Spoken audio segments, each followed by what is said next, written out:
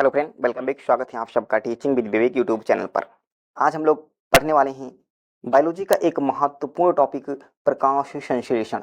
प्रकाश संश्लेषण से जितने भी प्रश्न आपके एग्जाम में बन सकते हैं, आज उन सभी प्रश्नों को हम यहाँ पर डिस्कस करने वाले हैं। और यह बुक जो होगी आपकी क्या, घटना चक्र की बुक से हम लोग आज पूरी डिटेल में अच्छे से पढ़ने वाले हैं। तो आप वीडियो को अंत तक जरूर देखिएगा। आप किसी भी एग्जाम की तैयारी कर रहे हो, उन सब के लिए आपके लिए यह वीडियो बेहद इंपॉर्टेंट होने वाला है। तो आइए शुरू कर लेते हैं आज के।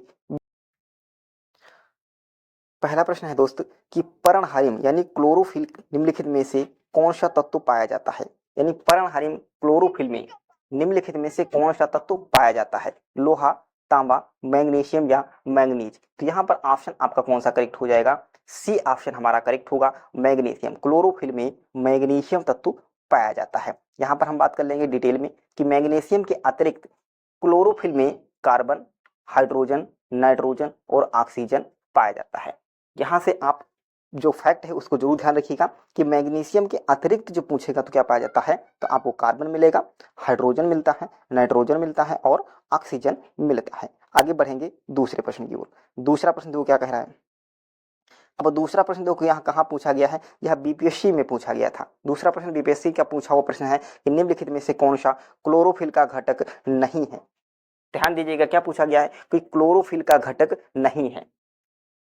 कैल्शियम, अभी आपने पढ़ा, कैल्शियम होगा, मैग्नीशियम होगा, कार्बन होगा, हाइड्रोजन होगा। तो इनमें से कौन ऐसा है जो नहीं है? तो आपको पता है यहाँ पर ए ऑप्शन हमारा करेक्ट हो जाएगा, कैल्शियम नहीं होगा। कौन कौन से होंगे? मैग्नीशियम होगा, कार्बन होगा, हाइड्रोजन होगा, नाइट्रोजन होगा और ऑक्सीजन। ये जब होंगे ये क्लोरोफिल के क्या घटक होते हैं। तो यहाँ पर कौन सा ऑप्शन करेक्ट हो जाएगा? ए ऑप्शन हमारा एकदम करेक्ट हो जाएगा। आगे बढ़ेंगे अगले प्रश्न की ओर। अगला प्रश्न दो क्या कह रहा है।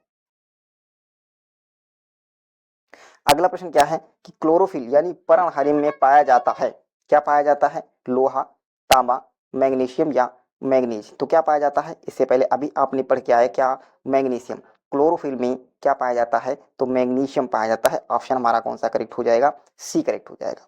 आगे बढ़ेंगे प्रश्न नंबर 4 की तरफ। चौथा प्रश्न देखो कहाँ गया। चौथा प्रश्न है आपके सामने कि प्रकाश संश्लेषण का उत्पाद है। प्रकाश संश्लेषण का उत्पाद है। जब प्रकाश संश्लेषण की क्रिया होती है तो इसमें हमको क्या उत्पाद मिलता है? CO2, ऊर्जा, O2 या शर्करा। तो यहाँ पर ऑप्शन बी हमारा करेक्ट हो जाएगा। क्या मिलता है? O2 यानी ऑक्सीजन हमें प्राप्त होता है। क्लियर है? ऑक्सीजन। तो यहाँ पर देखिए लीजिएगा, यहाँ पर क्या है, कौन सा प्राप्त होता है? बी ऑप्शन हमारा करेक्ट हो रहा है। आगे बात करेंगे प्रश्न नंबर 5 की तरफ। और पांचवा प्रश्न पूछा गया कि प्रकाश संश्लेषण के दौरान हरे पौधे अवशोषित करते हैं। हरे पौधे अवशोषित करते हैं। किस चीज का अवशोषित करते हैं? तो यहाँ पर ऑप्शन हमारा कौन सा करेक्ट हो जाएगा? डी ऑप्शन हमारा करेक्ट हो जाएगा। क्या अवशोषित करते हैं? तो कार्बन डाइऑक्साइड अवशोषित करते हैं। क्लियर है बाबू? तो यहाँ पर प्रश्न नंबर हम लोग कहाँ पर चलेंगे? 6 की तरफ बढ़ेंगे। छठा प्रश्न क्या कह रहा है? प्रश्न है कि हरे पौधों में प्रकाश संश्लेषण की क्रिया में होता है। हरे पौधे में प्रकाश संश्लेषण की क्रिया में होता है नाइट्रोजन लेना, ऑक्सीजन छोड़ना। नाइट्रोजन लेता है, ऑक्सीजन छोड़ता है, ये तो गलत बात है। कार्बन डाइऑक्साइड लेना और ऑक्सीजन छोड़ना, यानी बी ऑप्शन हमारा क्या हो गया? करेक्ट हो गया। क्या बी ऑप्शन हमारा करेक्ट हो जाएगा? कार्बन डाइऑक्साइड लेना और ऑक्सीजन को छोड़ना। क्लियर है? चलो आगे बढ़ेंगे प्रश्न नंबर 7 की तरफ। और सातवां प्रश्न आपके सामने ये रहा। सातवां प्रश्न कह रहा है कि प्रकाश संश्लेषण में पौधों द्वारा निम्न में से कौन सी गैस उपयोग की जाती है। जब प्रकाश संश्लेषण की क्रिया होती है तो कौन सी गैस उपयोग करते हैं? अमोनिया, क्लोरीन, कार्बन डाइऑक्साइड या सल्फर डाइऑक्साइड। तो बी ऑप्शन करेक्ट हो गया। कौन सी? Carbon dioxide. क्लियर बच्चों? चलो आगे बढ़ चलेंगे अगले प्रश्न की ओर। प्रश्न नंबर आठवां प्रश्न दो क्या कह रहा है। प्रश्न नंबर 8 है कि निम्नलिखित में से गैसों में से कौन प्रकाश संश्लेषण क्रिया के लिए आवश्यक है। तो प्रकाश संश्लेषण के लिए कौन सा आवश्यक है? तो सबको पता है क्या आवश्यक है? CO2 यानी कार्बन डाइऑक्साइड। चलो 9वां प्रश्न देख लेते हैं। प्रश्न नंबर 9 इंपॉर्टेंट प्रश्न आपको है कि हरे पौधों द्वारा प्रकाश संश्लेषण प्रक्रिया में प्रयुक्त सौर ऊर्जा रूपांतरित किस ऊर्जा में होती है। यानी सौर ऊर्जा का रूपांतरण किस प्रकार होता है कि सौर ऊर्जा रासायनिक ऊर्जा में बन जाती है, भौतिक ऊर्जा बन जाती है या दोनों। तो सौर ऊर्जा का परिवर्तन किस में हो जाता है? तो यह हो जाता है रासायनिक ऊर्जा में। ऑप्शन ए जो होगा वह हमारा एकदम करेक्ट हो जाएगा। ठीक है, चलो आगे बढ़ेंगे अगले प्रश्न की ओर। प्रश्न नंबर कह रहा है कि प्रकाश संश्लेषण प्रक्रिया के लिए निम्नलिखित में से किसकी उपस्थिति आवश्यक नहीं है। कौन ऐसा है जिसकी उपस्थिति आवश्यक नहीं है? तो सूर्य का प्रकाश तो भैया होना चाहिए, जल की उपस्थिति भी अनिवार्य है, कार्बन डाइऑक्साइड की उपस्थिति भी अनिवार्य है, लेकिन ऑक्सीजन जो होगा, ऑक्सीजन की उपस्थिति अनिवार्य नहीं प्रकाश संश्लेषण क्रिया में। क्यों? क्योंकि ऑक्सीजन जो क्या होगा, प्रकाश संश्लेषण में ऑक्सीजन उत्पादित होती है, यानी ऑक्सीजन क्या होती है, मुक्त होती है। क्लियर है? आपसे पूछा जाता है कि प्रकाश संश्लेषण के दौरान जो ऑक्सीजन मुक्त होती है ये कहाँ से होती है? तो ऑक्सीजन जो मुक्त होगी वह जल से होती है। कहाँ से बाबू? जल, यानी H2O से मुक्त होती है। आगे बढ़ेंगे प्रश्न नंबर 11 की तरफ। प्रश्न नंबर 11 हमारा क्या कह रहा है? सॉरी, ऑक्सीजन जो प्रकाश संश्लेषण से उत्पादित होती है आती है। देखो वही प्रश्न आपका आ गया। ऑक्सीजन जो है जो प्रकाश संश्लेषण से उत्पन्न होती है वो कहाँ से आती है? जल से, क्लोरोफिल से, कार्बन डाइऑक्साइड से या फास्फोरिक एसिड से? तो यह कहाँ से आती है? अभी मैंने बताया कहाँ से मिलेगी, तो यह जल से हमको मिलती है। ऑप्शन ए जो होगा वह करेक्ट हो जाएगा। यहाँ पर डिटेल में देख लीजिएगा, पौधों की प्रकाश संश्लेषण की क्रिया से निकली समस्त ऑक्सीजन हमें जल से प्राप्त होती है। क्लियर है बच्चों? चलो आगे बढ़ेंगे। प्रश्न नंबर कौन सा होगा? प्रश्न नंबर 11 या 12 देखते हैं कौन सा प्रश्न नंबर है भाई। चलो आ जाते हैं प्रश्न नंबर 12 की तरफ। 12वां प्रश्न जो क्या कह रहा है कि प्रकाश के निम्नलिखित प्रकारों में किनका पौधों द्वारा अवशोषण होता है?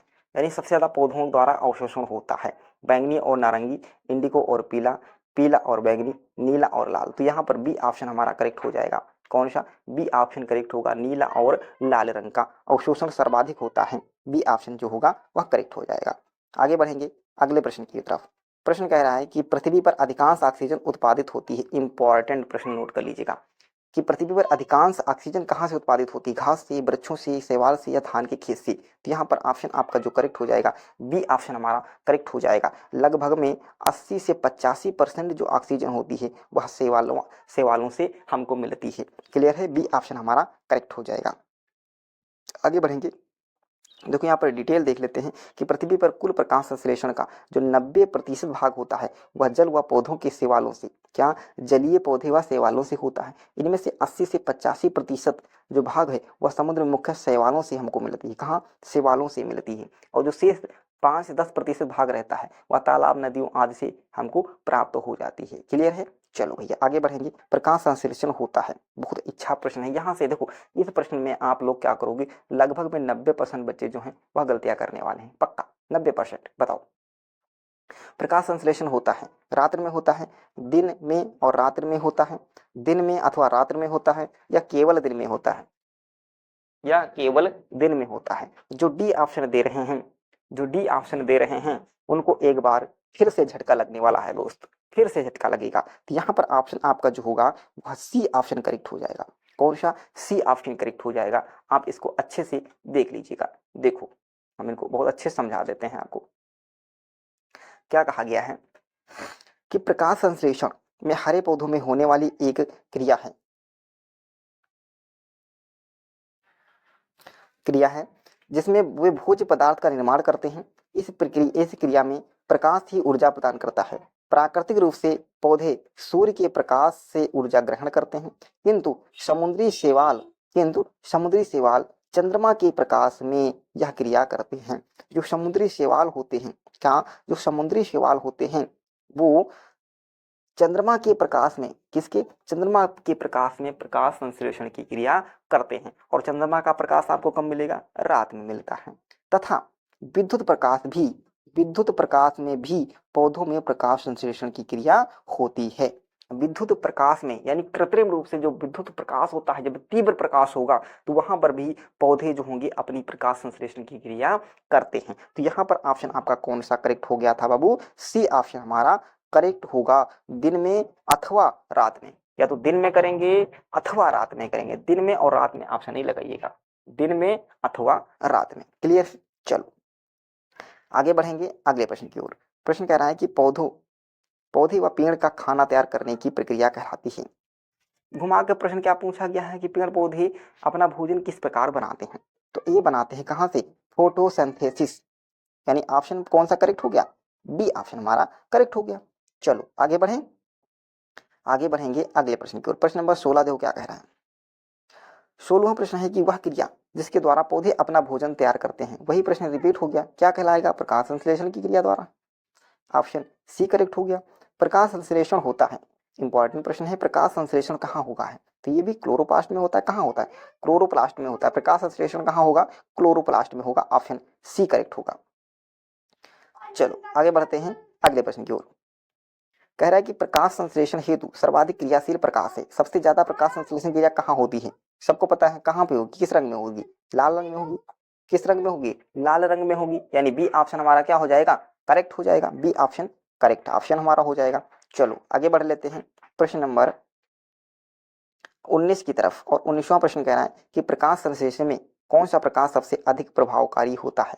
वही प्रश्न है, बस पूछने का तरीका बदला है। तो प्रकाश संश्लेषण में कौन सा प्रकाश सबसे अधिक होगा? तो आप कहोगे लाल। कौन सा होगा? लाल। यदि लाल नहीं ऑप्शन में होगा तो हम किसको लगा देंगे? नीला। तो यहाँ पर ऑप्शन हमारा कौन सा करेक्ट हो जाएगा? ए ऑप्शन करेक्ट होगा। चलो आगे बात करते हैं अगले प्रश्न की ओर। अगला प्रश्न दो क्या कह रहा है? प्रश्न है कि प्रकाश संश्लेषण में सूर्य के प्रकाश की कौन सी प्रश्नों में पर्णहरिम द्वारा सर्वाधिक उपयोग किया जाता है? लाल रंग में। किसमें? लाल रंग में। ऑप्शन ए करेक्ट हो जाएगा। सही कथन चुनिए। प्रश्न है कि सही कथन चुनिए। आ जाइए। लाल प्रकाश का तरंगदैर्घ्य बैंगनी से कम होता है। नहीं, गलत बात है। लाल रंग का तरंगदैर्घ्य सबसे ज्यादा होगा। लाल रंग का तरंगदैर्घ्य बैंगनी से ज्यादा होता है। तो ये बी ऑप्शन हमारा क्या हो गया? करेक्ट हो गया। बी ऑप्शन क्या हो गया? करेक्ट हो गया। चलो आगे बढ़ेंगे।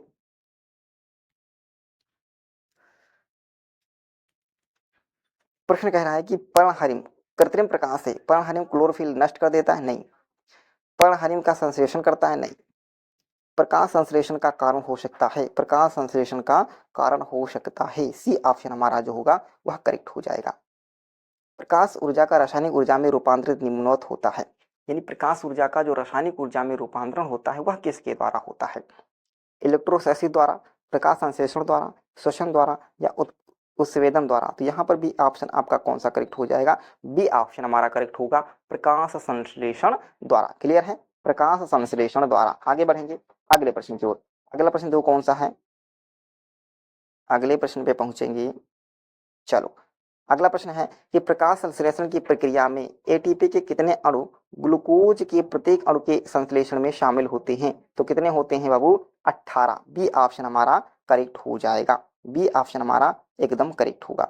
आगे बढ़ेंगे प्रश्न नंबर 26 की तरफ। और 26वां प्रश्न दो क्या कह रहा है? कह रहा है कि निम्नलिखित में से कौन सा अधिकतम कुशलता पूर्वक सौर ऊर्जा सौर ऊर्जा को रासायनिक ऊर्जा में परिवर्तित करता है?